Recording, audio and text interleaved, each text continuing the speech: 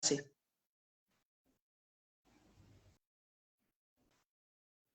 Hola, creo que estamos ya en directo. Bueno, buenas tardes a todas y a todos los que nos escucháis a través del directo de Facebook Live, ¿no? Simplemente haceros visible que estamos en una mesa hoy para comentar aspectos fundamentalmente jurídicos sobre el borrador de ley trans que se hizo público con origen en el Ministerio de Igualdad. Quiero matizar desde el principio que aunque bueno, pueda parecer a veces un poco reactivo lo de acudir a una mesa jurídica, ¿no?, formada por juristas, bueno, vamos a intentar, dentro de toda nuestra capacidad, no ser excesivamente técnicos y técnicas.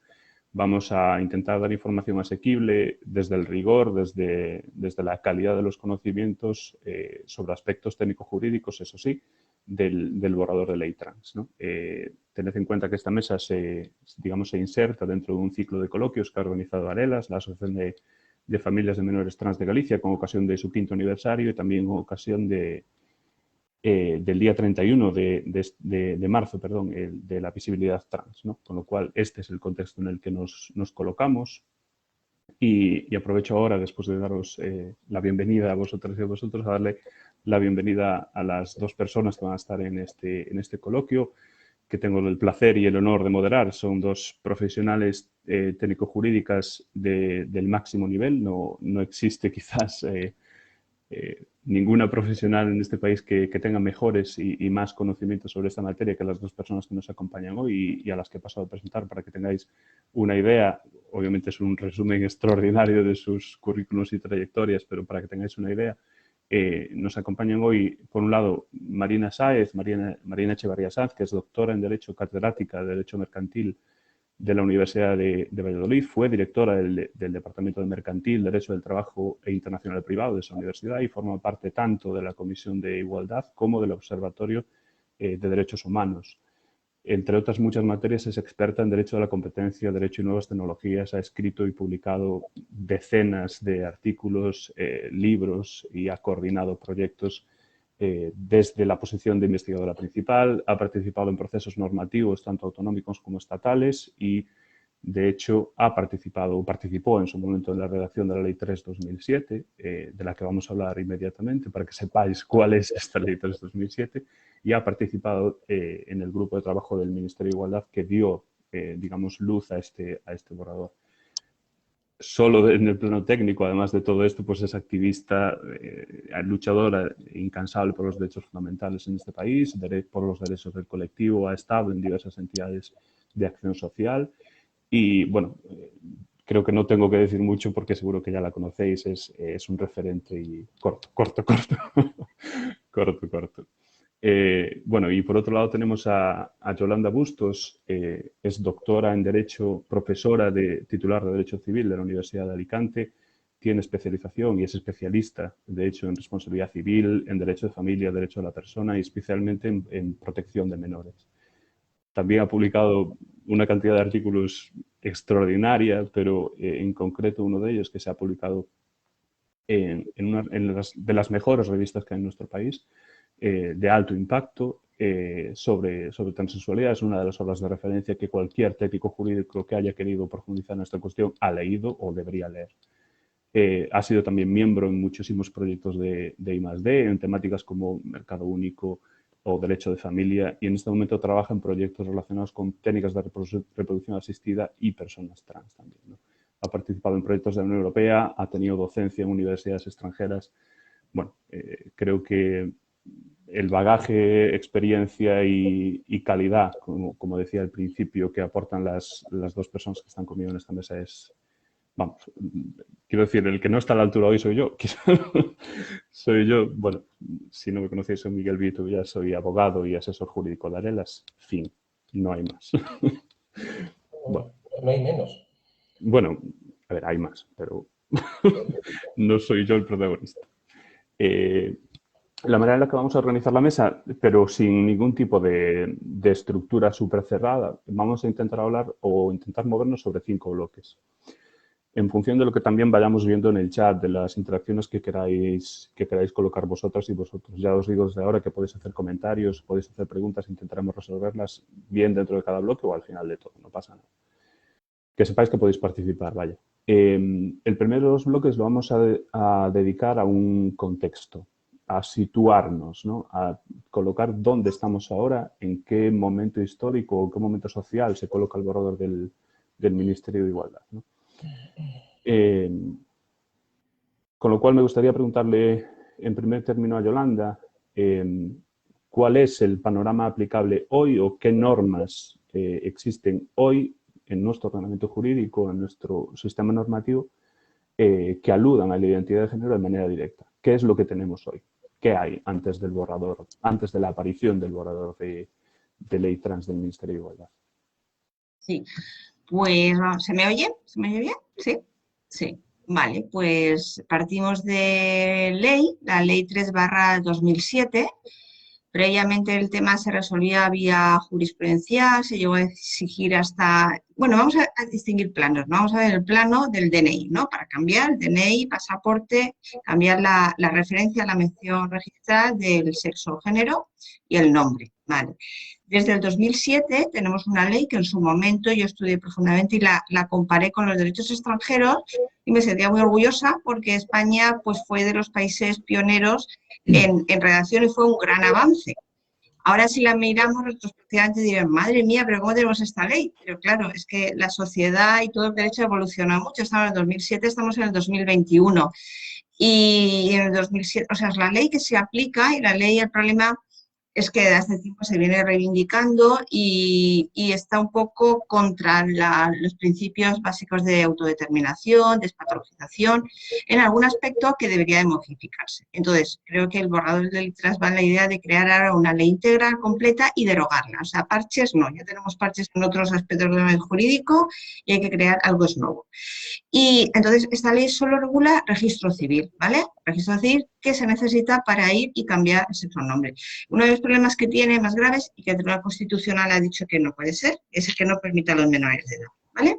Y que exige, salvo situaciones excepcionales, el tratamiento hormonal. Yo eso es lo que veo más importante porque una ley no puede exigir un tratamiento intrusivo.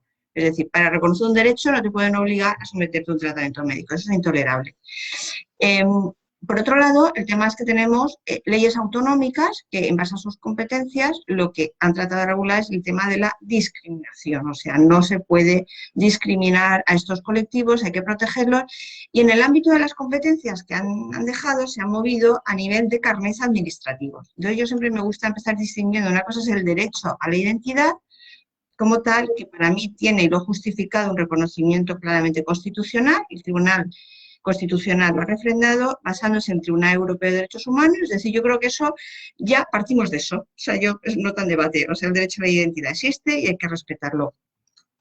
La cuestión es cómo lo materializamos luego, ¿no? Entonces, las leyes autonómicas lo que han hecho es, en su ámbito, crear los carnés identificativos dentro de lo que permite el ordenamiento jurídico. Entonces, solo se permite cambiar el nombre. Entonces, por lo menos la persona trans se permite ya identificar con el nombre que quiere, que se siente ella. Y eso te sirve pues para el autobús, sí, tarjeta sanitaria, muy importante, ese miedo, esa vergüenza cuando te llaman en las consultas, ya te llaman por tu nombre. En las universidades, muchas que tienen estas leyes, por ejemplo, yo me siento muy orgullosa de todo lo que está ocurriendo en la Comunidad Valenciana y lo voy a citar como ejemplo, que creo que se debería tener en cuenta. Pues tenemos protocolos en la universidad y de respeto en el ámbito, pero es administrativo. Entonces se queda cojo porque luego el DNI, lo que te identifica y el pasaporte de cara al exterior, cuesta un poquito más. Entonces ahora mismo el tema es que para ir al registro civil necesitas que esto lo refrende, digamos, vaya unido a un certificado, digamos, que debe de emitirse, ¿no? Unos informes siguiendo la ley. Como se consideró y gracias a digamos, la presión, la reivindicación de ciertos colectivos, pues la Dirección General de Registros en el Notariado elaboró una instrucción para un poco tratar de salvar esta situación que la ley no terminaba, a pesar de haber varias proposiciones de salir adelante. Es una instrucción que es del 2018 y aligera, permite a los menores de edad con un simple consentimiento y permite cambiar solamente el nombre.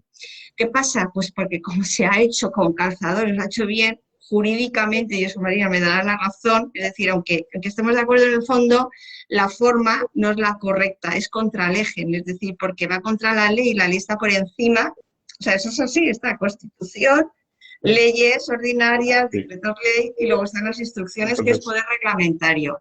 Entonces, nos que encontraríamos, necesitamos una ley, ya. sí, nos encontraríamos, Yolanda, solo por intentar recapitular, en un panorama en el que solo tenemos una norma de rango legal que afecta, bueno, a que afecta, quiero decir, que está directamente relacionada con identidad de género y que sí, únicamente se refiere a aspectos registrales. Es, por tanto, no es, por tanto, mejor dicho, una ley integral que afecte a áreas diversas, ¿no? No, luego el tema médico, luego está el tema médico sanitario, Sí. que eso va por otra Me vía. gustaría, me gustaría preguntarle también a Marina, porque Sí, ha participado en yo lo proyectos querría de... poner en perspectiva. Sí, O sí, sea, porque... me gustaría que nos comentaras tú también sobre el panorama actual, Sí, sí, sí. pero aprovechando que has participado en proyectos de ámbito autonómico, me gustaría también que nos comentaras qué ha pasado con este juego de competencia estatal y autonómica, por qué las comunidades autónomas han legislado sobre esta cuestión y por qué el Estado hasta el año 2021 no ha legislado. Bien, por eso yo lo querría poner un poco en perspectiva, ¿no? Y no me voy a remontar demasiado, pero hace 40 años estábamos en el Código Penal.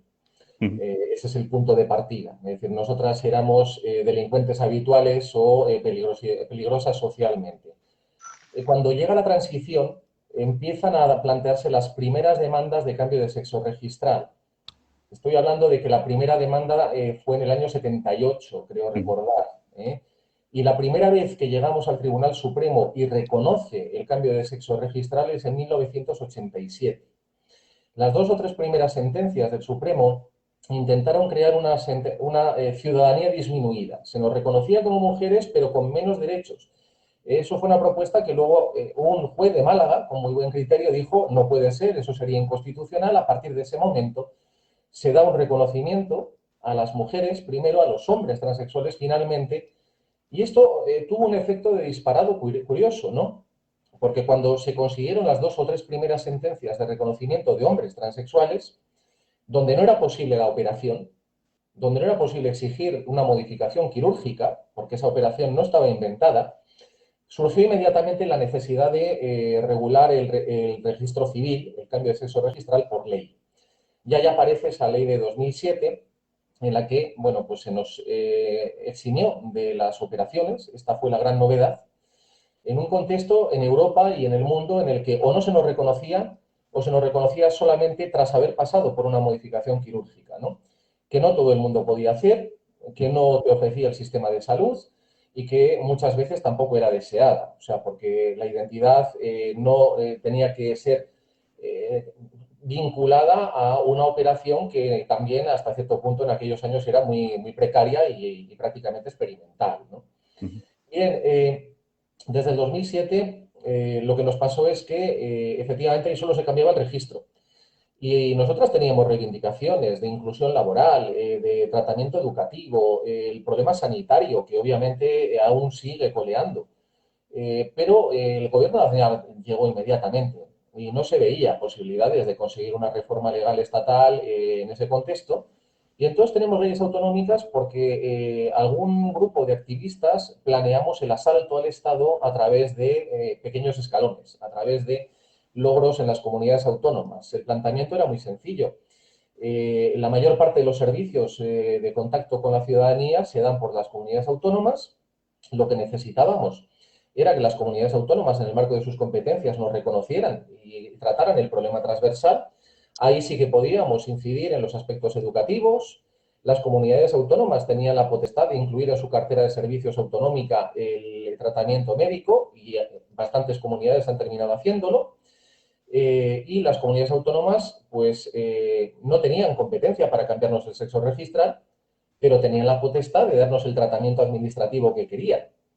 Y entonces hicieron una despatologización pequeña a nivel administrativo que no va contra la ley, es sencillamente preterleje, es decir, al margen de esa cuestión que es el sexo registral. Evidentemente, la administración puede otorgarme el trato que considere conveniente y, en especial, si yo lo reivindico y entiendo que esto va más acorde con mis necesidades, con mis derechos y con mi dignidad.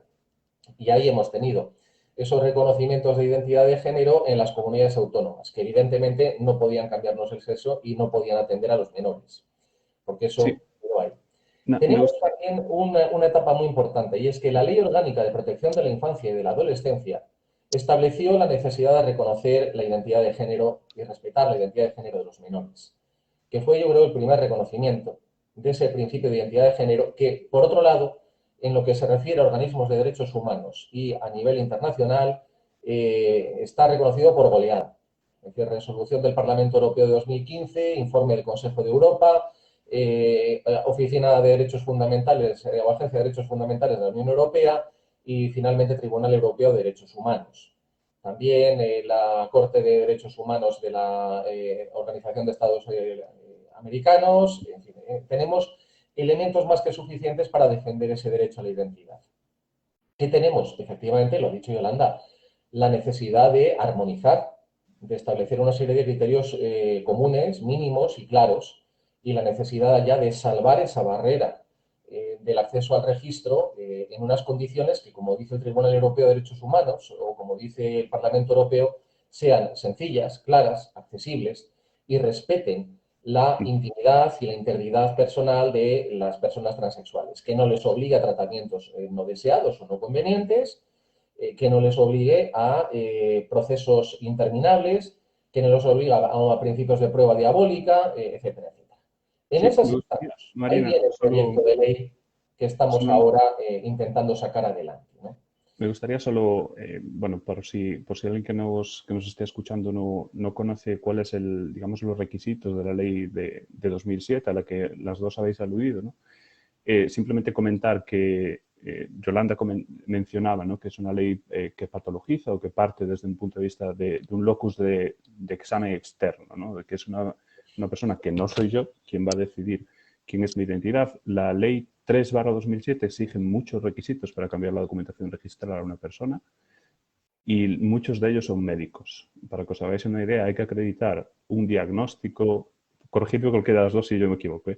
Hay que acreditar un diagnóstico existente de disforia de género, hay que acreditar la existencia de un tratamiento por lo menos de 2 años. Este plazo de 2 años puede ser, en casos muy excepcionales, como es el de menores, excepcionado en función de unos determinantes, condicionantes. Y hay que probar, hay que establecer dentro de ese informe médico que no existe ninguna patología de corte mental que afecte al juicio. Es decir, la persona ha de probar que está enferma, que no está loca y que lleva 2 años yendo al médico para que le digan que está enferma y que no está loca, ¿no? Sí. Eh, Es curioso, es decir, es que nos obligan a ir al registro a declararnos trastornadas mentales. Y claro, para la inclusión social es un aspecto bastante negativo ir por la vida con un cartelito que diga trastornada mental. No ayuda a la inclusión laboral, no ayuda a que desaparezcan ciertos prejuicios que arrastran de cuando todavía estábamos en el Código Penal, no hace tanto tiempo. Y obviamente el problema no es solamente que se haya mezclado un diagnóstico que se hacen para determinar la necesidad de un tratamiento médico o cómo se va a realizar un tratamiento médico con una cuestión de atribución de derechos civiles. O sea, este es un cruce verdaderamente nefasto. Pero ya es peor cuando consideramos que el diagnóstico se ha caído. Es decir, que el diagnóstico que se aplica, el de disforia de género, fue propuesto en el DMS-3, inventado por un señor que se llamaba David Spitzer, sin ningún tipo de estudio de campo, ninguna base de estudios o sea, estadístico o, bueno, estudio científico que lo justificara. Y fue abandonado hasta por el propio proponente, ¿no?, del diagnóstico. Es decir, el DMS-5 ya no defiende el diagnóstico de disforia de género como una situación general. La OMS ha abandonado el seguimiento de este concepto en el CIES 11, que entra en vigor ahora en 2021. Y lo cierto es que ya ahora que tenemos un montón de estudios científicos sobre personas trans, se ve claramente, es decir, que no tiene sentido vincular el reconocimiento de la identidad a circunstancias médicas y mucho menos a que se efectúen tratamientos. Esto, efectivamente, como lo ha dicho muy bien Yolanda, es intrusivo, es intentar imponer un criterio sobre los cuerpos de las personas trans y además tampoco tiene una fundamentación desde el punto de vista jurídico-social, es decir, no aporta nada en ese sentido. Otra cosa es que las personas trans, muchas, la mayoría, sí, quieran esos tratamientos médicos y que se les otorguen precisamente en condiciones de salud, de seguridad y por profesionales, que es otra de las cosas que intentamos conseguir con esta ley, porque ahora mismo el tratamiento es asimétrico por comunidades, hay comunidades que nos dan tratamientos completos, otras solamente una parte, y lo que no está garantizado es ni la formación de los profesionales ni que vayas a ser tratada por un profesional formado, cosa que es importante y en especial en el tema de los menores, donde sería básica la formación del personal médico y esta ley pretende asegurar eso. Sí, aprovechando que Marina mencionaba ahora varios aspectos relacionados con la patologización de esta ley 3/2007, me gustaría preguntarte, Yolanda, en concreto, sobre uno de los aspectos sobre esta ley que estuvo de actualidad hace un año y algo, que fueron las dos, bueno, famosas o muy citadas, muy escritas, sentencias del Tribunal Supremo y sentencia del Tribunal Constitucional de 2019. ¿No? Las dos sentencias provienen de un caso de un menor trans, si no estoy equivocado, hablo de memoria de Huesca, creo recordar, Huesca. que inició un procedimiento de cambio de nombre que fue desestimado en primera instancia con informe contrario del Ministerio Fiscal, fue desestimado en apelación, llegó al Tribunal Supremo, que emitió un auto en 2016 en el que planteaba una cuestión de inconstitucionalidad. Para que me entendáis, los que no tengáis y las que no tengáis formación jurídica, lo que hacía el Supremo en 2016 es preguntarle de constitucional. ¿Esta ley, en la exclusión de menores, es acorde a la Constitución o es contraria a la Constitución? Y me gustaría, Yolanda, que nos comentaras qué dijeron el Supremo y el Constitucional, bueno, sobre todo el Constitucional, después en esta cuestión. Pues mira, vamos a ver, ese es el objeto del trabajo que desarrollé y la verdad es que llevaba años esperando, yo preguntaba y yo creo que es que cada vez que veían el tema le daba la vuelta porque digo, al final el niño se va a ver mayor de edad y el tema sin resolver. Entonces, estaba claro que eso había que reformarlo. Era contrario a todos los principios, al principio constitucional, a la tendencia internacional, al Tribunal Europeo de Derechos Humanos y efectivamente el Tribunal Constitucional, yo creo de forma muy acertada, es una sentencia que yo le he dado muchas vueltas, lo he hablado con constitucionalistas. Ha tenido dos votos particulares de dos magistrados de reconocido prestigio, una de ellos una gran civilista, y lo que ha venido a decir el Tribunal Constitucional, para que entendamos todos, que efectivamente un menor tiene derecho, no se tiene por qué esperar a la mayoría de edad, porque mientras tanto es contrario a su interés, al interés superior del menor, pero ha de ser un menor, y aquí está el problema. El Tribunal Constitucional no puede legislar, ¿no? El Tribunal Constitucional solo puede decir si es contrario o no a la Constitución. Y ha dicho, efectivamente, es contrario, pero no todo menor. El menor maduro. Es decir, cuando es un menor maduro y aquí está el kit de la cuestión, en situación estable de transexualidad. Que yo digo, rectius no es transexualidad, es transgénero, situación de transgeneridad, porque el transexual es el que quiere someterse a tratamiento médico y no toda persona con identidad de género quiere ir al médico porque se siente muy bien cómo está y no le podemos obligar, ¿vale? Pero bueno, hay que entender un poco la terminología, son magistrados, vale. Transexualidad es transgénero, lo que querían decir. Menor, maduro, tal. Entonces, ¿qué nos encontramos ahora? Pues que el Tribunal Constitucional necesita una sentencia que es vinculante para todos, para cualquier ciudadano, para todos los poderes, legislativo, ejecutivo, judicial, y ha dictado, yo entiendo que es una sentencia interpretativa, de decir, ojo, legislador, y yo digo, ojo, que el Tribunal Europeo de Derechos Humanos nos puede llevar, la ley está como hacer el favor de poner de acuerdo a los políticos, porque si no, el tema es que hay que reformarla ya. La ley en Italia, en un supuesto similar, se condenó al Estado italiano, había que reformarlo, la ley que tenía, y hay que permitir ya al que menor de edad que pueda, pero ¿qué criterio? Había dos criterios, o fijar una edad, a partir de cuándo, o al criterio de la madurez, que es más justo, pero más complicado para el que le toque entender que es un menor maduro. Y aquí dice la cuestión es eso. ¿Quién es el menor maduro y cómo se establece la estabilidad? que yo digo, el tema es que nuestra ley, hay que entender el 2007, es decir, pobre ley, es decir, la ley del 2007 de verdad que no es más avanzada porque, como dice Marina, se pasaba de una situación que iba a ser prohibida, es decir, con funcionario no exigir la cirugía, no exigir la esterilidad, como algunas leyes, no exigir que no se estuviera casado, es decir, era un gran avance, pero ya se ha quedado anticuada. Entonces, y además el legislador se apoyó en la ciencia médica. Es decir, que aquí lo que vemos en los requisitos no son más que los protocolos médicos que funcionan para someterte a un tratamiento hormonal posterior cirugía. Pero es que hay que separar ambas esferas. Como yo digo, antes iba de la mano la ley, se apoyó en los criterios médicos, pero llega un momento que ahora ya tenemos la suficiente evolución y maduración de decir, una cosa es el aspecto del DNI, registrar, y otra cosa va a ser el tema médico.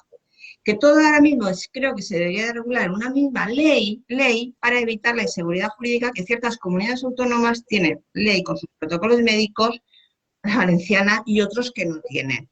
Y incluirlo en la cartera de servicios generales, para que todo transgénero viva en cualquier lugar de España vaya a ser asistido con las mismas garantías sanitarias. Entonces, es decir, que hay que cambiar varias leyes, hay que tocar varios puntos para que ya que se hace el esfuerzo legislativo sirva, ¿verdad, Marina? Es decir, ya el tema lo dejamos cerrado, porque es que si no, no vamos a terminar de estar luchando. Es decir, y ya que tenemos los conocimientos científicos, los conocimientos médicos, jurídicos, vamos a hacer la ley integral y completa.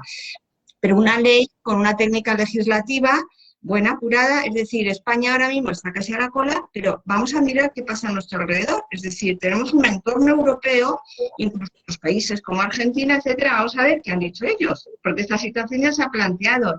Y creo que algunas leyes son dignas de ejemplo. Yo en este trabajo las estudié y dije, pues mira, me gusta lo que dice aquí esta ley, me gusta tal. Y eso que el Tribunal Constitucional nos ha dicho, nos ha dado las directrices, que es su función. Ahora el legislador tiene que decir, vale, entonces tiene que ser maduro y tiene que evaluarse la estabilidad. Ya, no digo más. Maticemos. Bueno, a ver por dónde empiezo. Yo, perdona, Marina, he leído lo que dice la ley. Marina, perdona, que digo, la sentencia dice eso, menor maduro en situación estable. También en contexto. La sentencia del Constitucional, fíjate, 2006 a 2020. Igual que la sentencia del Tribunal de Derechos Humanos contra Rumanía de 2021, 10 años de pleito, ¿no? Este es el primer problema, efectivamente. Necesitamos solventar esto por ley porque no podemos estar haciendo avances cada 10 años a base de pleitos, de leading cases, o sea, de litigación estratégica, que entre otras cosas arrasa la vida de las personas que están en el procedimiento, ¿no? Porque efectivamente ese menor consiguió el cambio de sexo registral cuando ya había cumplido la mayoría de edad. O sea, mayor fracaso de lo que es justicia tardía, pues pocos ejemplos puede haber, ¿no? En segundo lugar, hay que poner también en contexto la sentencia del Constitucional y hay que ponerla en contexto con lo que significa el reconocimiento del derecho a la identidad de género. Porque si el derecho a la identidad de género forma parte del derecho a la identidad de las personas, conforme a la norma octava de la Convención Europea de Derechos Humanos, y conforme a la jurisprudencia que tenemos ahí, la condición de menor de edad no le priva a la persona de los derechos fundamentales. Sencillamente modera el cómo accede, pero no le priva del derecho a la identidad, en este caso, como puede ser identidad familiar, identidad nacional, identidad personal, derecho al nombre y derecho también a su identidad de género. Es decir, que los menores tienen su identidad de género. La tienen. Y luego está el tema de cómo se la reconocemos. El Tribunal Constitucional, en un contexto en el que no se reconocía ese derecho, dice, bueno, pues reconozcámosle el derecho de solicitud a los menores que tienen estabilidad y madurez. En el proyecto de ley actual se sigue el modelo noruego, precisamente siguiendo un poco esa idea. El que ya es menor de edad, pero tiene acreditada capacidad suficiente, estabilidad suficiente o madurez suficiente, y aquí está la edad del consentimiento informado, que en el Estado español son los 16 años, pues que pueda solicitar. Por debajo, perdona, pero siguen teniendo su identidad de género. Lo que hace falta es que en ese caso la voluntad del menor, del niño, en sí misma no es relevante jurídicamente o necesita un apoyo, ¿no? Y en ese caso están los tutores y guardadores legales, que en interés del menor, en el mejor interés del menor, podrían solicitar ese reconocimiento. Y ahí es donde viene esa graduación que hace el proyecto de ley, es decir, de 16 en adelante, si tiene edad para el consentimiento sexual, para el matrimonio, para ingresar en la prisión de adultos, para abortar sin necesidad del consentimiento paterno, pues es que ya tiene madurez suficiente, se le atribuye una madurez y una estabilidad suficiente para poder hacer la solicitud. Y por debajo, pues con la solicitud de los padres. Por supuesto, en atención a la edad se le podrá y se le deberá, sobre todo se le deberá oír al menor, podrá ser consultado y tendrá que ser oído, pero eso no significa que por debajo de los 16 no tenga que haber un reconocimiento de la identidad y en especial cuando es en el mejor interés del menor. Porque esto es lo importante. Es decir, cualquier cosa que afecte a menores, el criterio rector es el mejor interés del menor. Y si un menor tiene su identidad de género claramente manifestada, y esto puede ocurrir desde los 4 años, o sea, que es cuando muchas veces se empiezan ya a dar manifestaciones muy persistentes de identidad de género, lo que no tiene sentido es que a esa persona le neguemos un reconocimiento o le pongamos barreras legales que puedan dificultar su inclusión en un ambiente escolar, etcétera. Que la mayoría de los niños son niños y todavía no tienen una necesidad perentoria de que se les reconozca un cambio, pues puede ser, pero cada caso es distinto y lo que hay que hacer es atender a cada caso y atender al mejor superior interés del menor en cada caso. Me gustaría... con las garantías que puedan ser convenientes y con la prueba que pueda ser conveniente. Discrepancia de los padres, problema habitual. Muy bien, nos vamos a un procedimiento judicial donde se determine cuál es el interés superior del menor, con toda la prueba que aporten las partes, con todas las investigaciones que se pueden hacer. Esto es garantista. Esto es suficientemente garantista para que no haya atropellos y para que no se haga una tabla rasa con edades de barrera que no tienen en cuenta que cada menor es un mundo, que no desarrollan al mismo tiempo los niños que las niñas. Es que hormonalmente el plazo de desarrollo es distinto y que cada uno está en su contexto familiar, social.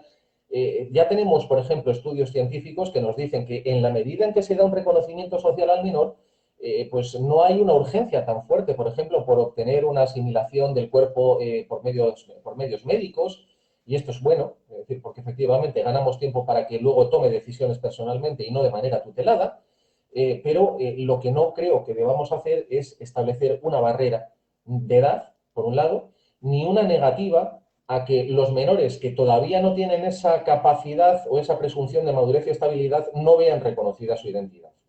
Habrá que ver cómo. Es otra cosa distinta. Me gustaría colocar ahora... Puede manifestarse y otra cosa es si esa es la única forma de obtener un reconocimiento social, que creo que son dos cosas distintas. Nada, solo me gustaría colocar dos pinceladas un poco en el ambiente, ¿no? El primero, a modo de pequeña recopilación, solo que quede claro quien nos escucha que la voz, o por lo menos es la lectura que yo hago, la voz dentro del mundo jurídico es prácticamente unánime, dentro del mundo técnico, en el sentido de que lo que se llama en ámbito internacional legal gender recognition, el reconocimiento legal de la identidad, es defendido en nuestro país, como no puede ser de otra manera, por el Tribunal Supremo, por el Tribunal Constitucional, por cuanta instancia técnico-jurídica existe. Es decir, no hay una voz autorizada en el mundo del derecho en nuestro país que niegue la necesidad, obligatoriedad, constitucionalidad del reconocimiento de la identidad. Es una cuestión absolutamente pacífica en el sentido de que no encuentra opiniones discrepantes y las que hay, bueno, yo creo que tienen poco peso específico o ningún peso específico. Y me gustaría colocar solo una pequeña pincelada como asesor de una entidad que acompaña a menudo a menores, lo problemático que es hoy en día, antes de la entrada de ningún nuevo cuerpo normativo, la situación para muchos y muchas menores.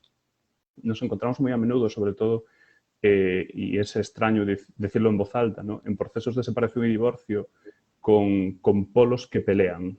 Es muy habitual que, digamos que uno de los progenitores, uno de los representantes legales, apoye la identidad del menor o de la menor y el otro lo niegue, pero como herramienta de negociación en el proceso de divorcio o separación, ¿no? Con lo cual, al fin y al cabo, se acaba colocando en plano de igualdad los comportamientos potenciadores de derechos fundamentales y los comportamientos negadores, porque le damos al negador el poder de frenar, con lo cual se igualan. No estamos en un contexto en el que la administración vele por la potenciación de derechos, vaya.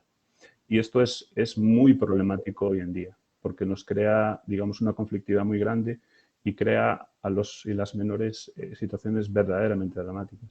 Relacionado con esto, ya estamos entre el segundo y el tercer bloque, en el que deberíamos hablar de despatologización y capacidad de los menores y de las menores. Me gustaría preguntarle a Yolanda, solo para que quien nos escuche tenga un poco más claro en qué aguas nos movemos, ¿no? ¿Existen los y las menores por debajo de 18? ¿Tienen capacidad decisoria? ¿Pueden decidir? ¿O sus representantes legales lo tienen que decidir todo por debajo de 18? ¿Qué nos dice hoy mismo el derecho? No, a ver, creo que aquí no se diferencia respecto, porque los menores extranjeros son menores. Sí. Es decir, en el ordenamiento jurídico la tónica, la tendencia es concederles la máxima capacidad decisoria. Además, la cuestión es que esto es un acto personalísimo, lo estudiamos mucho en Derecho Civil. Los actos personalísimos por sí mismo nadie puede actuar por ellos, o sea, uno decide porque están dentro de su identidad, dentro de su persona. Claro, el problema que aquí se plantea es un menor de edad, que es un menor de edad que está en proceso de evolución, proceso desde un niño hasta un adulto, ¿no? Entonces, en esa fase de transición, esa fase, la adolescencia, ¿qué criterios hay? Es decir, esto se ha planteado pues, a la hora del consentimiento sexual, del aborto, de tanto. Yo creo que vamos a echar una vista a qué pasa con otro tipo de consentimiento de actos personalísimos y cogerlos de referencia, ¿vale? Por un lado. Con trascendencia civil. Entonces, yo creo que muchas veces aquí, y a mí me han preguntado, y juristas, y te dicen, a ver, Yolanda, si es que no tenemos la despatologización, pero si luego van a la asistencia médica, es decir, y yo digo, ya, pero es que se confunden los planos. Es que el plano del registro civil, de la identificación, no tiene nada que ver con el plano sanitario, ¿de acuerdo? Entonces, a la hora de consentir, yo echaría, es decir, lo que no, los experimentos, no, es decir, y por el tema de darle la seguridad jurídica. Y vamos a fijarnos qué pasa con otro tipo de actos personalísimos y cómo se resuelve. Y ampliar, y además posiblemente haya que tocar algunas teclas, no solamente con esta integral, sino con otras leyes que rodean, para que sean acordes. Para que sean acordes y que case todo el ordenamiento jurídico, lo cual requiere una técnica legislativa de estudio. Es decir, para no olvidarnos, es como, por ejemplo, la Ley 3 de 2007 modificó la Ley de Reproducción Asistida por el tema de las mujeres lesbianas para la optimización escénica. Y dices, ¿qué tiene que ver? Y yo, otro tema que estoy tratando ahora, que son los drones, que no tiene nada que ver, y en un Real Decreto del COVID me modifican la Ley de Navegación Aérea de 1960. Y es que uno no gana para sustos. Y es que, es decir... La técnica normativa en este país es para darlo de comer aparte. Eso se llama aprovechar que el Pisuerga pasa por Valladolid. Y tú que eres de Valladolid lo sabes muy bien, Marina. Entonces, que requiere el tema, porque estamos hablando de personas, de sufrimiento y cosas muy serias, de menores de edad. Entonces, yo, experimentos, tendría mucho cuidado. Entonces, me iría, pues eso, mirar otros ámbitos de decisión personalísima. Son actos personalísimos. No estamos hablando de comprar un billete o tal. Un acto personalísimo y vamos a mirar qué pasa y qué es ese menor maduro. Ese menor maduro para esto. Marina, y el menor maduro para esto y los parámetros equiparables precisamente es la edad del consentimiento informado. Y ya digo, es decir, es que uniformemente son los 16. Las cosas que afectan a terceros suben a los 18, pero las personalísimas efectivamente son los 16. O sea, consentimiento sexual, matrimonio, derecho al aborto, incluso un aspecto como la posibilidad de ingresar en la cárcel, que ya es un tema grave, o sea, y esto ya es un tratamiento de esa persona como si fuera adulta suficientemente. O sea, el voto sigue a los 18 porque estaba en la Constitución y no ha habido modo de reformarlo, pero en el proyecto de reforma de la Constitución se preveía bajar el derecho de voto a los 16 y la conducción se pensó en bajarla a los 16 años, pero como había riesgo de afección a terceros, pues ahí ha habido todavía reticencias, pero terminará cayendo probablemente porque en gran parte de los estados que nos circundan a los 16 ya se accede también, ¿no? El derecho a portar armas, pues efectivamente a los 18, ¿no? Pero, es decir, a los 16 se entiende que una persona siendo menor de edad tiene madurez suficiente para cosas que son trascendentes en su vida. Me gustaría preguntarte... Y sería terrible negarle que nos pueda decir quién es. Porque es que en el fondo lo que estamos hablando es de permitir a una persona decirnos quién es.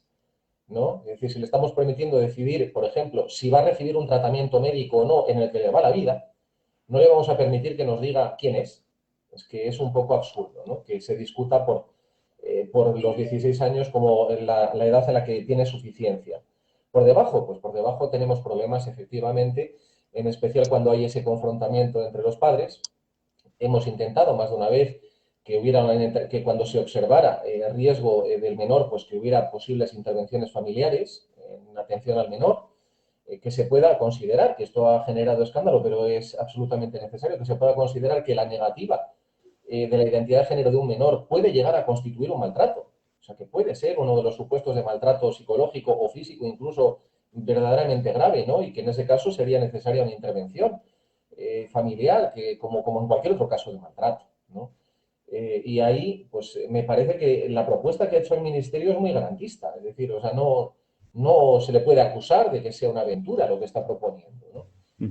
Ahora, pues evidentemente el problema es el enfrentamiento social. Es decir, si los de derecho lo tenemos clarísimo.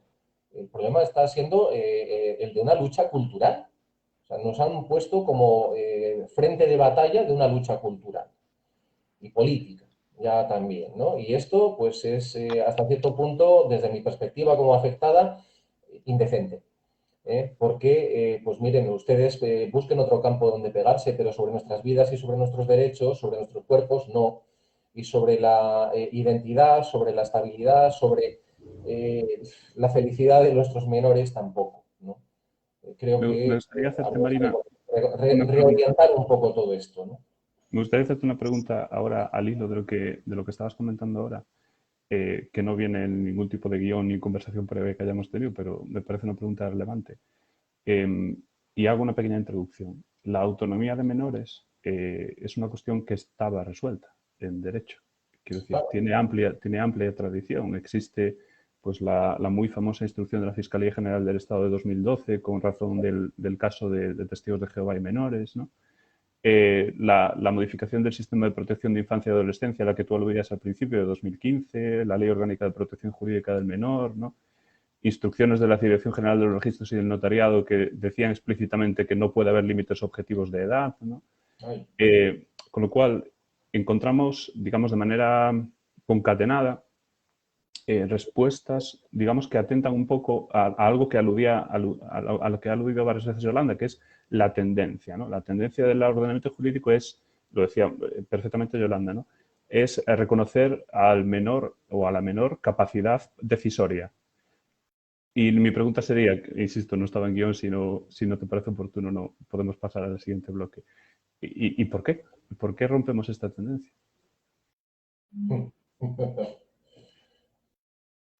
Quiero decir, ¿qué motivos? La voy a modificar un poco. ¿Se os ocurre cuál podría ser el argumento técnico jurídico para romper esta tendencia? Quiero decir, ¿creéis que existe o creéis que es algo que excede de nuestro campo de conocimiento y está colocado en otro sitio o en otro lugar? Yo he hablado de batalla cultural, Sí. que es lo que verdaderamente está ahora en los campos de acción política, ¿no? Las batallas culturales. Y esto lo han convertido en una batalla cultural. Jurídicamente las cosas están suficientemente claras. No han aparecido datos nuevos para que haya que cambiar de criterio, las cosas como son. Sin embargo, nos ha surgido una resistencia enorme, pues porque hay una facción política que siempre se ha opuesto, y eso siempre ha sido una barrera que estaba ahí, y ahora ha surgido otro frente, que se supone que es progresista, que se supone que es feminista, etcétera. Y esto asustaba a los políticos. Los políticos son muy templaditos, son bastante flojos ante el riesgo de que sus decisiones puedan ser criticadas, les pueda costar un número de votos o, bueno, pues pueda hacerles quedar en mal lugar, ¿no? Pero realmente no se han puesto sobre la mesa argumentos distintos de los que hemos ido superando escalón por escalón en los últimos 15 o 20 años. Y no han aparecido datos de las sociedades científicas de pediatría, de endocrinología, etcétera, que hayan hecho cambiar absolutamente nada. Lo que ha aparecido es una campaña de desinformación brutal, lo que ha aparecido es una campaña política que ha calado pues mucho porque las personas, con independencia si representan o no a mucha gente, estaban muy bien colocadas, tenían su influencia política y pues se nos ha tomado como rehenes. Se nos ha tomado como rehenes en una lucha, pues yo creo que por el control del feminismo, en primer lugar, quizás por el control político de las políticas de igualdad, que también hay que tenerlo presente, y bueno, pues porque es muy fácil aglutinar a la gente contra el enemigo común y cuando hay prejuicios, y ya hay que hablar de prejuicios, pues el enemigo es idóneo, ¿no? Y en ese sentido siempre hemos sido idóneas para que se nos señalara. Me Para gustaría, mí es esto, porque, me gustaría insisto, no veo preguntarle, objetivos que tenga que andar rebatiendo o que cambien las decisiones que se han ido tomando, es que no los veo. Me gustaría preguntarle a Yolanda, porque es algo sobre lo que ella ha pasado mucho tiempo analizando y estudiando, eh, en el artículo que yo mencionaba cuando la presentaba al coloquio. eh, el panorama comparado, me gustaría comentarlo en este momento, ¿no? ¿Cuál es? Habíamos dicho o hemos escuchado en muchos sitios que España no sería el primer país en dar este paso. Hay otros en el panorama continental europeo que lo han hecho, también fuera del continente europeo también han dado un paso adelante. Debo introducir como paréntesis, sin que el mundo se haya detenido, sin que haya advenido el apocalipsis, quiero decir, el sol ha seguido saliendo todos los días por la mañana. Y me gustaría que nos comentaras muy someramente y en una visión general, Yolanda, ¿qué han hecho otros países que sí han regulado con una ley, digamos, integral esta cuestión? Sí, pues mira, hay un aspecto que yo me detuve y es la cuestión para conseguir la seguridad jurídica y que en general sea un derecho reconocido, asumido y que esas resistencias que puedan haber externas no existan, es dar la imagen, como dijo el auto del Tribunal Supremo, a fin de amparar únicamente peticiones serias y la estabilidad en los cambios. Pues yo digo, ¿cómo han regulado esto otras leyes, no? Entonces, lo que sí que yo añadiría en algún momento en la ley es legislar sobre los condicionantes o limitaciones de los futuros cambios. Es decir, porque eso es como cuando uno va al supermercado y te piden el DNI, la identificante que eres tú, y dice, perdone, no le moleste, digo, ¿por qué me va a molestar? Si es que soy yo. O sea, si yo lo que estoy evitando, dice, como soy yo, no me importa enseñar mi DNI porque soy yo, porque yo he firmado con la tarjeta de crédito. Entonces, es decir, como el que es, ya está convencido que es, no pasaría nada por limitar, para callar esas voces que pueden decir, no, es que pueden defraudar la ley o no, decir, por ejemplo, lo tengo delante, ¿no? O sea, el artículo 8 de la ley argentina, el artículo 7 de la ley de Islandia, el artículo 6.3 de la ley de Portugal, el artículo 4, 14 y 15 de Irlanda, autores pues dice, suelen limitar a decir, una vez más, se puede volver a cambiar. Es decir, porque uno de los puntos es decir, la reversión, es decir, el cambio, es decir, no, ahora cambio otra vez de criterio, vuelvo otra vez al género que me identifica con el sexo biológico que me identifica al nacer. Entonces, pues una cosa que yo añadiría para reforzar la seguridad jurídica, los límites. Y luego, en cuanto a las edades, pues nada, yo os puedo decir que suele rondar efectivamente 16 años, total libertad, y los países que yo he encontrado que han rebajado más, por ejemplo, me he encontrado la provincia canadiense de Quebec, que desciende hasta los 14 años, con un límite. En la ley alemana pues está viendo la vía de reformarla, también se intenta rebajar. En Francia, que es uno de los casos que yo analicé y puesto de ejemplo del Tribunal Europeo de Derechos Humanos, llegó el análisis de la ley, el caso Garzón, y aquí se hablaba de una posible evaluación externa y que el tribunal, si tenía dudas sobre eso, pudiera someter a lo que le llaman el experto judicial allí que validar. Y dijo el Tribunal de Derechos Humanos que sí, que efectivamente que es conforme a la convención y que le parecía bien porque era para dilucidar aquellas dudas que tenía el que va a decidir. Es que yo no tengo claro si es esto o no es. Entonces, le pareció correcto esa evaluación externa. Yo propongo, por ejemplo, me gusta, no sé, en Canadá la regulación, pues, decía que, por ejemplo, que esa evaluación fuera hecha por trabajadores sociales. Y aquí me conocen algunos, pues yo me parece que es un colectivo que tiene una importante labor y aquí podría aportar bastante. Ya no estamos hablando del médico forense, no estamos hablando de un psicólogo, sino el trabajador social para que pueda comprueba que efectivamente que socialmente ese menor estoy refiriendo a menores, ese menor ya ha conseguido esa integración, ya ha tenido la valentía de demostrarse socialmente en su entorno con esa identidad de género. Entonces, me parece, y he hecho una aportación, estoy referenda en este artículo, en este trabajo, luego, bueno, es la revista de Derecho Privado y Constitución, en un número del 2019, que dentro de la unidad de valoración médico-forense del Instituto de Medicina Forense o el equipo psicosocial, amparándome ya en la normativa, yo la añadiría, porque además he hablado con estos equipos, ¿no?, de trabajadores sociales y me decía, digo, ¿vosotros estaréis preparados para hacer esa valoración externa? Que sería una ayudita porque el encargado del registro civil va a ser, hay una proposición de ley ya que entró en septiembre de 2020, el registro civil, letrados de la Administración de Justicia. Estamos hablando de un procedimiento administrativo, que ya no es judicial, es decir, que llega allí y dice, y yo necesito un poquito de ayuda, de respaldo, y eso daría como más seguridad jurídica a la ley. Bien, pues posiblemente añadiendo a los artículos que ya existen de la ley, igual que ocurre en violencia de género, en otros juzgados de familia, es decir, que este equipo pudiera decir, efectivamente, estamos hablando entre un menor transgénero que lo tiene claro, que es estable. Y, por ejemplo, decía que Canadá, la ciudad de Quebec, lo establece así, ¿no? Que se aporta un certificado médico, el que quiera, porque ya ha iniciado el procedimiento médico que quiere, pero el que no lo ha iniciado, pues estoy leyendo literalmente, ¿no? Bueno, con la traducción, de hecho, psicólogo, psiquiatra, sexólogo o trabajador social, tras la reforma operada en 2016. Luego otros hablan de la emancipación, a partir de la emancipación en Bélgica, ¿no? Dice, pues a partir de la emancipación es 15 años por matrimonio. Y en Noruega lo que se establece, como decía Marina, se ha servido, en Noruega es que hay varias franjas, desde los 6 años empieza, pero es a nivel porque, a ver, es que en Noruega, en España es que tenemos la división de comunidades autónomas con el Estado, es que luego a veces es difícil trasladar, pero en Noruega sí que establecen distintas franjas de edad y según la franja de edad que estés, consigues unos derechos o consigues otros. Pero normalmente a partir de 16 años se tiene claro que sí. Y la franja de 16 para abajo, pues ya os he dicho, suele ser con ese complemento externo que valida eso, ¿vale? Que no es el certificado, no es la evaluación. Marina, tú Sí, que has estado en justo, procesos y conoces el ambiente comparado, ¿qué te parece a ti esto? es como dice, hay 9 países que han dado el paso de la despatologización, no ha habido ningún desorden social, no ha generado problemas de fraude masivo, no ha Mm. habido problemas de orden público y en ese sentido todo lo que se está poniendo como miedo pues es efectivamente el mensajero del miedo, ¿no?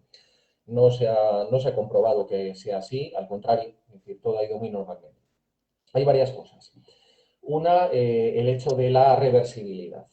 Bueno, cuando se estaba trabajando sobre el borrador que se ha propuesto por el Ministerio de Igualdad, evidentemente, pues las llamadas de transiciones son mínimas en las personas transexuales, pero existen, ¿no? Y por otro lado, pues efectivamente está ese miedo a que pueda haber decisiones irreflexivas, frívolas, con intenciones espurias, etcétera.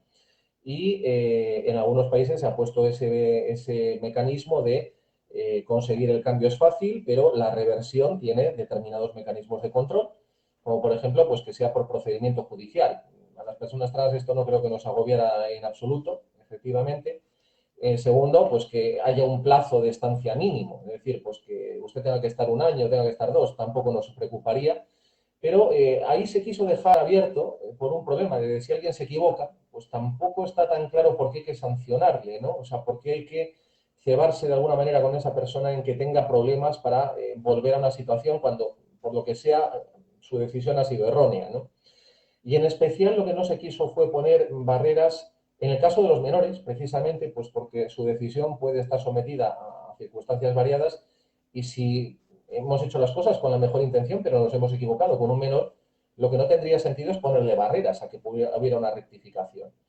Que pueda haber ahí una serie de limitaciones para andar entrando y saliendo, pues es que a cualquier persona efectivamente no nos preocuparía demasiado este tipo de cuestiones, ¿no?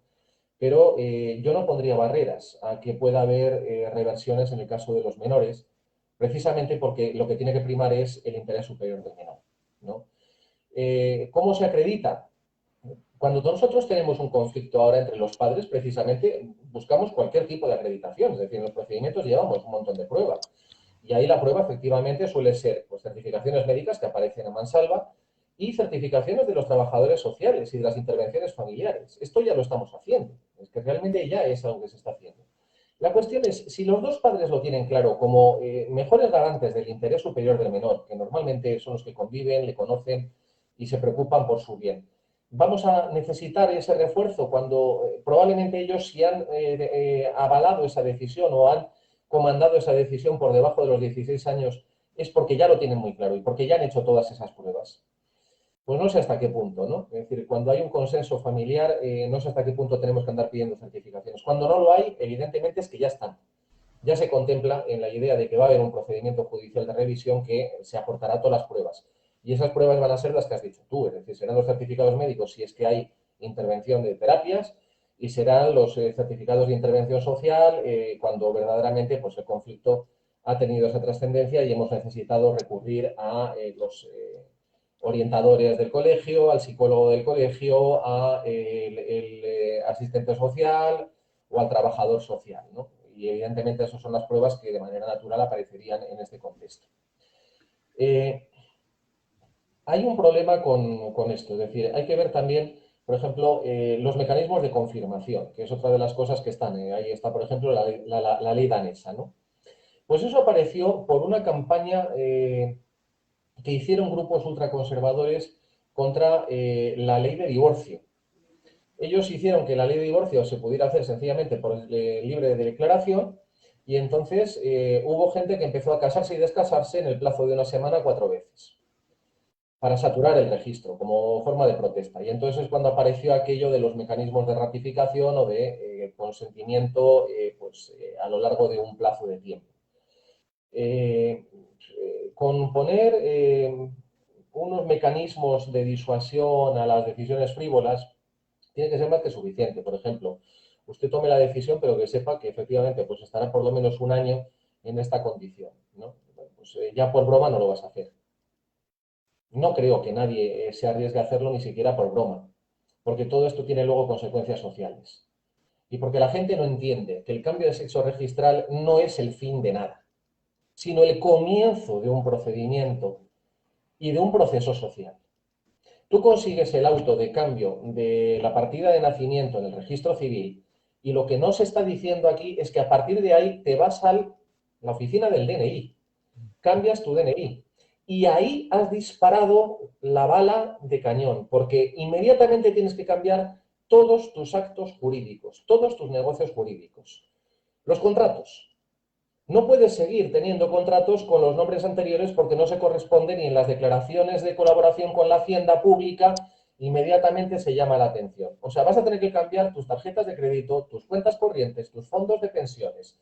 Va a cambiar la administración, tu historial laboral, tu seguridad social, tus títulos de propiedad, porque si no vas a tener problemas. O sea, tus seguros, porque también aquí hay un control de armonización con los datos del DNI.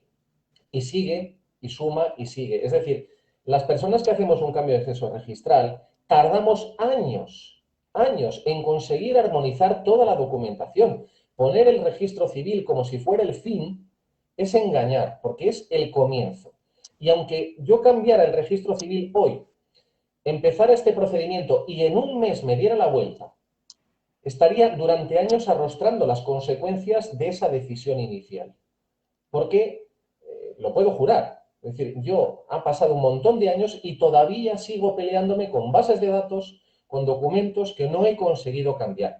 O he conseguido cambiar contratos y de repente veo que me siguen llegando notificaciones con el nombre anterior. Es como la prueba de Sísifo, estás constantemente empujando la piedra.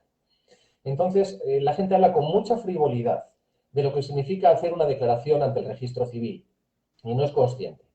Y esto que decía Santiago Abascal en el discurso de investidura, pues mañana voy y me declaro y me cambio de sexo. Santiago, cariño, hazlo, que te esperamos con los brazos abiertos, o sea, porque serías santiaguina el resto de tu vida, o sea, es decir, es que está el proceso social.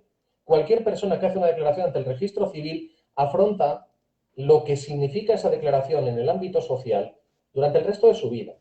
Con lo cual, no creo que se deba frivolizar, que es que llegamos al registro y elegimos el sexo que queremos. No, manifestamos lo que somos y somos conscientes de que eso va a tener una serie de consecuencias en nuestras vidas. No son declaraciones frívolas. Yo solo por completar un poco vuestros comentarios, desde el punto de vista, de nuevo, de asesor de una entidad que acompaña procedimientos gubernativos, ¿no? Cambiar la documentación del registro civil no es fácil. No es nada fácil ni se hace de un día para otro. Para que os hagáis una idea, los procedimientos gubernativos de cambio de sexo y consecuente cambio de nombre en el registro que asesoramos, por ejemplo, a día de hoy en Galicia, no tienen menos de entre 40 y 50 páginas, entre el formulario de solicitud, la documentación anexa. Si me apuráis, lo que menos ocupa en espacio son los informes médicos, porque suelen ser media carilla de folio donde se establece el diagnóstico, una fecha y ya está. Lo más gravoso es todo lo que acompaña a eso, ¿no?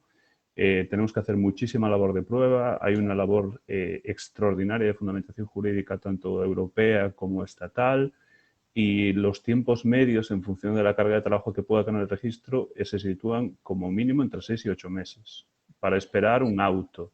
Y siempre que el auto no tenga, porque esto a veces las familias no son conscientes, recurso del Ministerio Fiscal, que a veces el Ministerio Fiscal daría para escribir un libro los argumentos que el Ministerio Fiscal utiliza para oponerse, el asunto se va a Madrid, porque se va a la Dirección General de los Registros y del Notariado, y lo puedo decir porque he asesorado y acompañado casos así, hemos esperado en algún caso más de 2 años por una resolución de la Dirección General de Madrid. Y durante esos 2 años el asunto está pendiente y no se resuelve. Quiero decir, ni la cosa va para adelante ni la cosa va para atrás. Con lo cual, quien piense que hoy un expediente gubernativo es fácil, creo que se equivoca de plano. Hay otro dato, si tú solicitas en el registro de tu domicilio, pero tu hoja de nacimiento está en otro registro, solamente con las comunicaciones entre los dos registros suma un mínimo de 4 o 5 meses más. Yo te diría que más, porque tuvimos un caso recientemente, obviamente no puedo decir dónde, pero tuvimos un caso reciente y estuvo muy cerca del año y medio de lapso. Yo soy la primera que, como tenía registro de nacimiento en una ciudad y domicilio en otra, tuve un proceso y creo que tengo capacidad para impulsarlo y era mayor de edad y no tenía que acreditar demasiadas cosas. Mi procedimiento duró 8 o 9 meses. Y encima, aquí, que no te toquen las vacaciones de verano por medio. puedo apuntar aquí la cuestión, es que me parece intolerable jurídicamente que tengamos pendiente la ley de registro civil de 1957 preconstitucional, una ley que yo de hecho en mi trabajo ya con eso optimismo digo, bueno, o sea, cuando se publique ya será la ley del registro civil 2011 y es que me cae de vergüenza, me pasaron el otro día en letra del registro civil de Alicante la proposición de ley de 7 de septiembre del 2020 presentada por el Grupo Parlamentario Socialista, que a ver si por favor sacar, que ha empezado por un trocito, el tema de informatizar, por favor. Hay que informatizar, quitarnos los libros de familia estos que yo siempre los tengo en un cajón y luego no lo encuentro cuando te viene a hacer falta. O sea, un programa informático, una centralización, un número y ya está. Y con eso, y vamos a facilitar todo lo que estáis diciendo. O sea, eso es intolerable. Igual que pasa en los juzgados, con el registro civil creo que ya que son los datos de identificación de la persona, habría que empezar. Y esto, darle, por favor, si algún político está escuchando, prioridad absoluta. Es decir, la ley de registro civil ya, o sea, ya, porque a día está jugando con la vida de los ciudadanos, de las personas, el tiempo que se produce, la de consecuencias que tiene a nivel de contratos, de todas las repercusiones. Es decir, cuando tus datos de un compañero, por un caso que pues se quería cambiar una de su apellido, no su nombre, para que no apareciera en un idioma autonómico el castellano, y la de follón que me ha llevado la historia esa por cambiar una vocal, o sea, una letra. Y dices, no puede ser. No puede ser. Hay que informatizar ya los registros y todo esto se facilitaría mucho. Sí, para que quien nos escuche tenga una perspectiva. No, perdona, Marina. Otro dato más que normalmente no se considera. Yo, para modificar el libro de mi familia, tuve que también pleitear, porque hasta para eso encontré resistencia y porque además, como no había previsión en la ley de cómo se hacía, pues inmediatamente me encontré con la interpretación más restrictiva posible. O sea, yo me encontré inicialmente con que si mi pareja se hubiera negado a el cambio de los datos en el libro de familia, porque considerara que era un perjuicio para mis hijos, la jueza estaba dispuesta a denegármelo. O sea, vamos, lo siento, usted está constatando hechos. O sea, el hecho es que aquí hay una madre, aquí hay otra madre, pues entonces usted lo refleja en el libro registro, vamos, en el libro de familia, ¿no? Y en el registro. No hay más. O sea, pues no, tuvimos que pleitear sobre este tema, tuvimos que pegarnos sobre este tema. Solo para que quien nos escuche tenga una perspectiva, la ley de registro civil, no habéis escuchado mal, es de 1957 y aunque hay una nueva ley de registro civil, lleva más de 10 años en pausa sin entrar en vigor. Quiero decir, está lista, se ha publicado en el BOE, pero por lo que sea lleva 10 años en barbecho. Nadie la quiere, es así. No, yo recuerdo con los primeros, digamos, en los primeros impresos de solicitud que hacíamos para la solicitud de cambio de sexo y nombre aquí en Galicia, utilizamos argumentación en base a la nueva. Decíamos, bueno, tenga usted en cuenta, señoría, que la ley esta va a entrar en vigor dentro de poco y establece ta.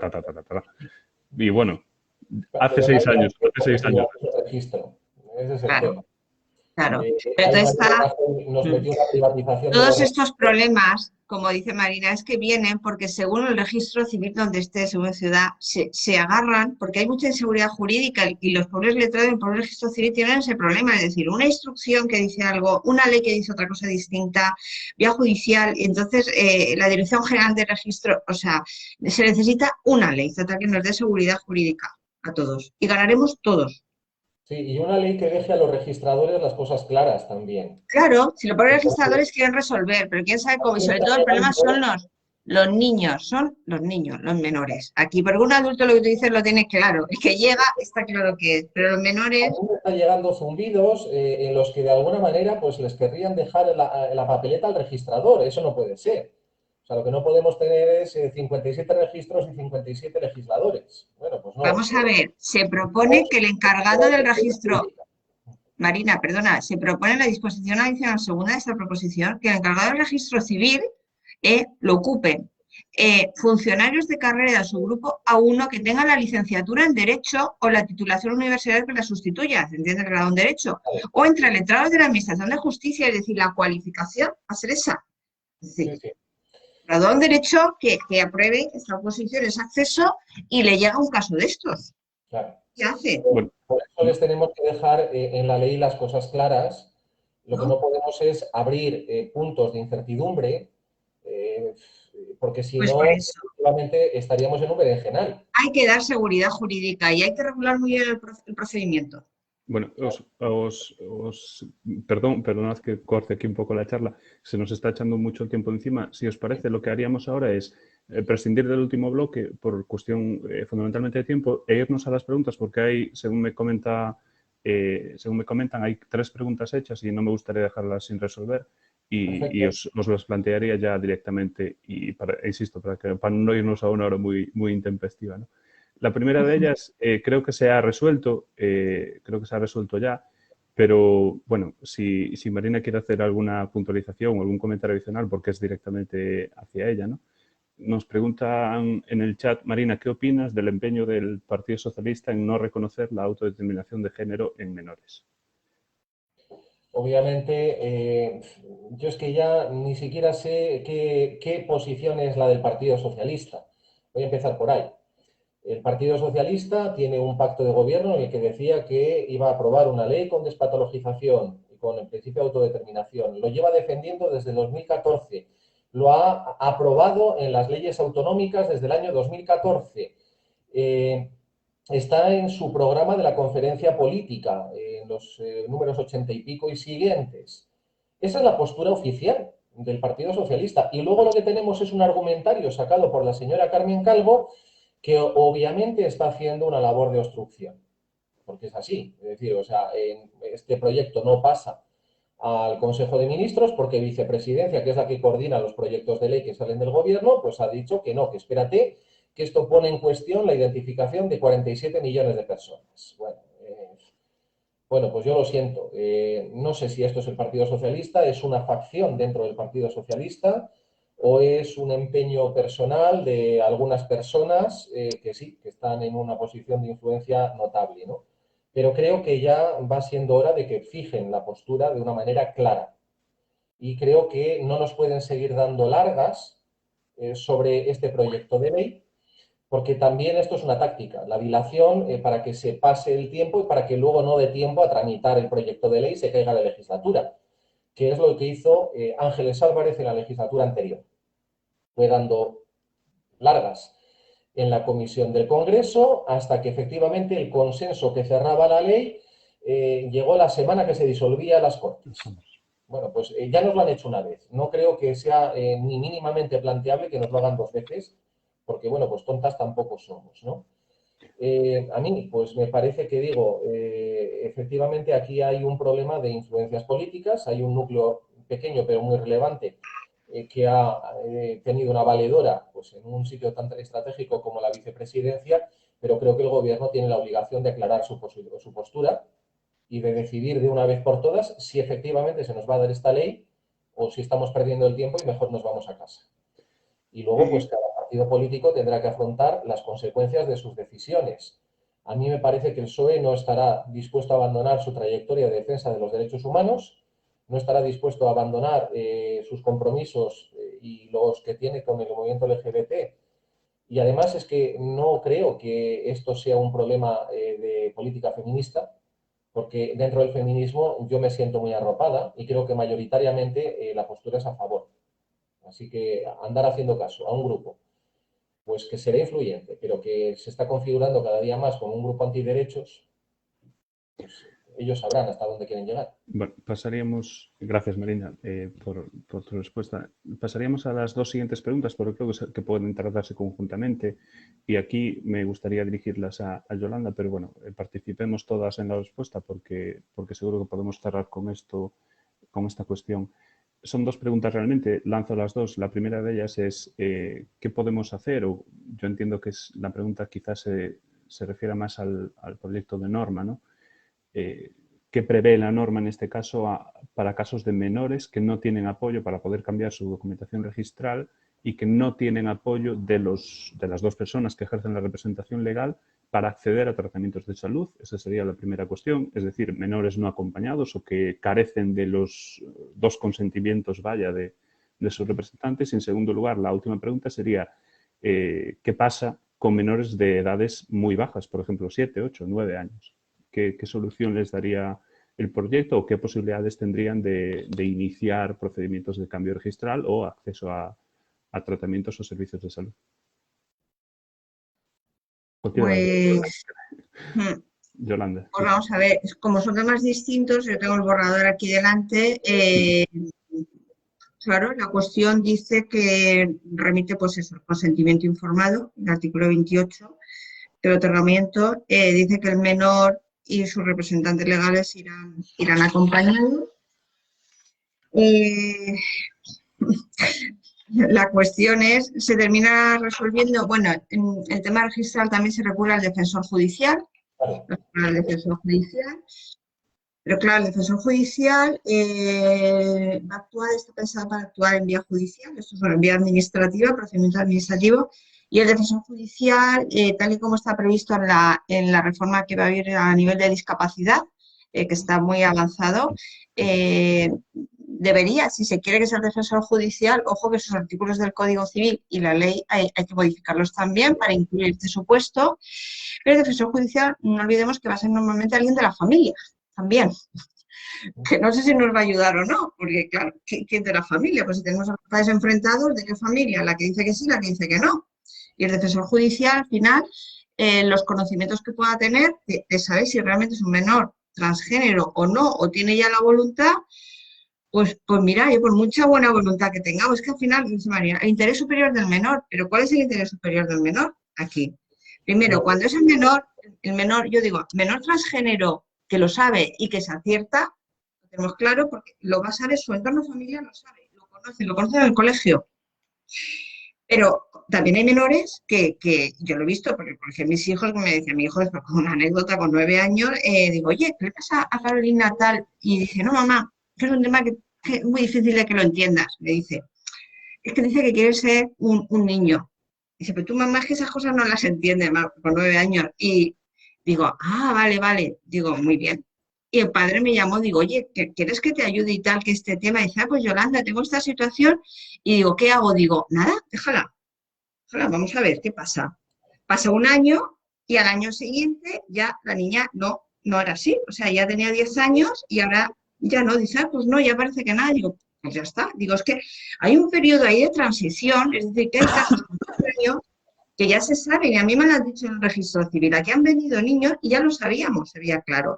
Pero hay otros que no se ve claro. Entonces, claro, aquí posiblemente los que están escuchando son casos que lo tienen claro, y eso lo van a tener claro ya desde muy pequeñitos. Pero hay otros casos donde esto se puede confundir y no se sabe. Entonces, claro, recurrir, en ese caso, al defensor judicial o a alguien de la familia es complicado. Yo por eso hablaba de una valoración de un equipo, incluso alguien, un miembro de una asociación, así como vosotros. Es decir, alguien que desde fuera, no, sin ser médico, porque hablamos de despatologización, no queremos a los médicos aquí, porque estamos en el registro civil, pero alguien que ayude, es decir, que esté con este niño en el ámbito escolar. Por ejemplo, que vayan siguiendo el tutor del niño, no lo sé, alguien que... Entonces vamos a mirar cómo lo resuelven las otras leyes, mirarlo, si es que está regulado, cómo sería. Y es eso, ¿no? ¿He respondido?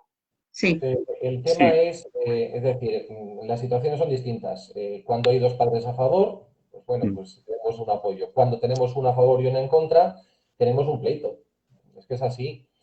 Y cuando tenemos un menor que no tiene a nadie, siempre alguien es responsable de él. Es decir, están sometidos a algún tipo de tutela o curatela, ¿no? Es decir, alguien es el responsable de esa persona y por lo tanto es el responsable de poder iniciar los procedimientos de reconocimiento.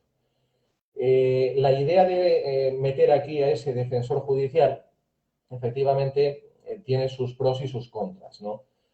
Luego es verdad que ese defensor judicial actuará en el mejor interés del menor, pero puede asesorarse, puede recibir cuanta ayuda sea necesaria y eso sería razonable que lo hiciera, ¿no? No creo que ese defensor judicial sea una persona que decida alegremente sobre criterios. Y en cuanto a los niños, efectivamente, lo que hay que hacer es dejarles que sean niños. O sea, lo que llevamos defendiendo las organizaciones durante un montón de tiempo es, cuando empieza a haber manifestaciones de identidad de género, déjales. Es decir, no presiones ni a favor ni en contra, no intervengas. Dale un espacio para que se manifieste libremente. Y luego ya veremos que efectivamente aparecen menores que tienen una manifestación persistente, ¿no? Lo que hay que hacer es crear un entorno en el que no condiciones a ese menor. Porque nosotras, las de mi generación, éramos profundamente condicionadas. Y claro, los menores no son tontos. Si el entorno es ofensivo, es hostil, pues esconde sus manifestaciones de identidad de género y ya aparecerán después. Ya volverán a aparecer en la adolescencia, ya volverán a aparecer en la edad que sea correspondiente, ¿no? Y aquí, perdona, yo... Las cosas, la verdad aparezca, sin más. Sí, No yo por eso... pero tampoco podemos retrasar indebidamente la intervención cuando las cosas son claras. Claro, pero aquí por eso... Los tiempos son trascendentes. Ya, Marina, yo... Si llegas a Sí, tiempo, pero aquí... si llegas tarde, ya llegas mal. Ya, pero lo que yo defiendo es que esto es un proceso, es como un viaje que se inicia y va cogiendo varias fases. Entonces, primero lo que hay que hacer es garantizar los protocolos educativos para que en ese entorno educativo el niño pueda expresarse. Y ahí empieza, porque tiene que sacar, primero superarse él internamente, superar su entorno familiar, convencer a sus padres y luego convencer a sus amigos su entorno escolar. Entonces, que en el colegio le dejen poner en su taquilla el nombre. Empezamos con eso, identificarse, la forma de vestir de todo. Pero después, el registro civil vendrá lo último, cuando se esté... Es la etapa posterior, efectivamente. Claro, entonces vamos a garantizar el tema educativo primero, es decir, que porque él tiene que asumir ese rol. Algunas nos oponemos a las edades de barrera, porque este proceso de afirmación y este proceso de evolución empieza antes o después en cada menor según sus circunstancias y según su propia persona. Con lo cual, hablar de edades de barrera es un error, porque este proceso para algunas personas empieza a los 4 años y tiene una claridad enorme a los 9, 10, y para otras personas empieza a los 9, 10 años y se manifiesta con claridad pues igual a los 15, 16. Pues sí, Entonces, mirad, no es un tratamiento uniforme por edad de barrera, sino en atención a la identidad del menor. Eso es lo que es razonable y es lo que deberíamos defender con claridad, ¿no? Mirad, a mí me gustaría para terminar hablar de una experiencia propia, personal, si me dejáis ya casi como decías para concluir. Mirad, esto es real, verídico, como se diría. Yo recibí hace 2, 3 años un email y se titula así, o sea, es que me emocionó. O sea, me dice gracias. Yo, ¿esto qué es? Era un alumno, una alumna, no recuerdo, estaba un día sentada en mi clase, yo estaba esperando a otra persona y expliqué la transexualidad los 10 minutos 15 que me daba el temario, porque no daba para más. Y entonces expliqué lo que era y les dije, mira, tengo un libro escrito, si a alguien le interesa, que baja a la biblioteca, lo coja y tal. Entonces me escribe, dice, yo estaba en su clase, le escuché, dice, yo no sabía lo que me pasaba. Yo, mira, me estaba llorando y digo, ¿qué? Dice, pero usted ha sido la persona que más feliz me ha hecho en mi vida, sin saberlo. Dice, gracias a su lección, nadie, yo no sabía lo que pasaba, en mi entorno no sabía lo que me pasaba. O sea, estamos hablando de un chiquito de 19 años, es derecho a persona, se explica en segundo de derecho. Y me decía que gracias a mi explicación dijo, a ver si es esto lo que yo tengo. Se bajó a la biblioteca, cogió mi libro y dijo, anda, y empezó al asesoramiento psicológico y tal. Y entonces me escribía 3 años después y me decía, soy otra persona, y usted sin saber la persona que más me ayuda en mi vida. Y yo, mira, yo decía, no me voy, nada más que por esto merece la pena todo el esfuerzo que le he dedicado a estudiar esto. Y le dije, me gustaría conocerte, ven tu día, damos un café. Ya no me contestó. O sea, no he sabido quién era, pero le hice feliz. Me dijo, usted sin duda es la persona que más feliz me ha hecho en su vida. Gracias a usted, soy una persona nueva. ¿Ves, Marina? Y estamos hablando de una persona que era 19, 20 años. Claro, por eso digo que es que Hasta ese momento no sabía lo que tenía. cada persona supera su barrera en función a muchas circunstancias. O sea, el entorno, por ejemplo, es decir, lo que recibe en la familia, es decir, el lenguaje positivo o negativo respecto a las manifestaciones de identidad.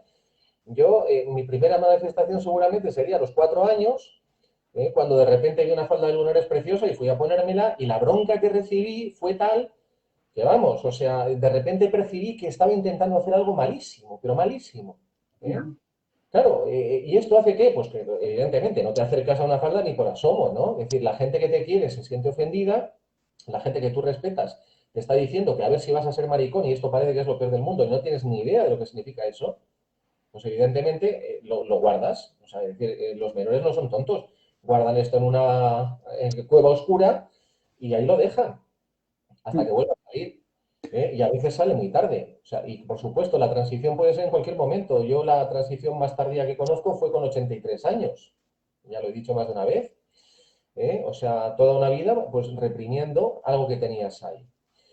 Lo que hay que hacer es crear una sociedad en la que cada persona pueda manifestarse según su ser, sin represalias, sin tener que pagar un precio social por ello, y en el que atendamos al desarrollo de la persona y de la personalidad, y no a otros criterios de protección pues basados en el recelo social, ¿no? Basados en que no entendemos esta gente, no entendemos esta forma de vivir. Y me ha hecho gracia porque el primer acto de activismo que hice yo fue cuando un alumno me pidió que le ayudara a redactar la petición de cambio de sexo. Entonces no había cambio de sexo por procedimiento administrativo, era por procedimiento judicial y no se había conseguido ningún cambio de sexo a un hombre transexual. Y este era un hombre transexual. O sea, y era una alumna, teóricamente, que me pidió que le ayudara. Ella, o él, porque es él, y hace muchos años que somos amigos, no sabía que yo también era transexual. O sea, que fíjate que de estas cosas de telepatía que funcionan, ¿no? Esa fue la primera acción activista que hice yo en mi vida. O sea que a veces cambias la vida de la gente y no te das cuenta, ¿no? Me ha pasado dar una charla en una sala en la que había 5 personas, con un auditorio de 800 o 900 personas y había 5 personas cuando estábamos empezando con estas cosas. Y lo haces por fe y dices, bueno, pues estas 5 personas por algo estarán aquí. Una de esas 5 personas tuvo la ocasión de hablar en su familia y le cambió la vida a alguien en su familia, ¿no? O sea, aquí nunca sabes qué estás haciendo cuando lanzas el grano al campo, como en la Biblia, ¿no? Pues a veces cae en terreno fértil y da un resultado, ¿no? Y sobre todo lo bonito es que da un resultado en favor de la vida y de la felicidad de las personas. Yo conste que iba a hacer una última pregunta, pero me niego en redondo a puntualizar nada o a colocar nada después de vuestras dos intervenciones, porque me ha parecido, vamos, un corolario excelente al coloquio de hoy. Bueno, espero que quien nos haya escuchado haya encontrado respuestas, insisto en lo que decía muy al principio, desde el rigor, desde el respeto, desde la calidad de los argumentos y desde la técnica jurídica de primer nivel de lo que puede haber en el Estado español. Y espero que hayamos arrojado algo de luz, creo que lo mencionaba Marina, ¿no? Hayamos arrojado algo de luz a un tema que en ocasiones se hace parecer turbulento, se hace parecer oscuro. En la técnica jurídica no lo es, desde luego. Y bueno, agradeceros desde mi nombre en particular y desde Arelas vuestro tiempo, vuestro conocimiento y vuestra amabilidad. La verdad es que preparar este coloquio con vosotras ha sido un verdadero placer y buenas tardes a todas y seguimos en la lucha. Gracias. Seguimos. Muy bien, placer. Adiós.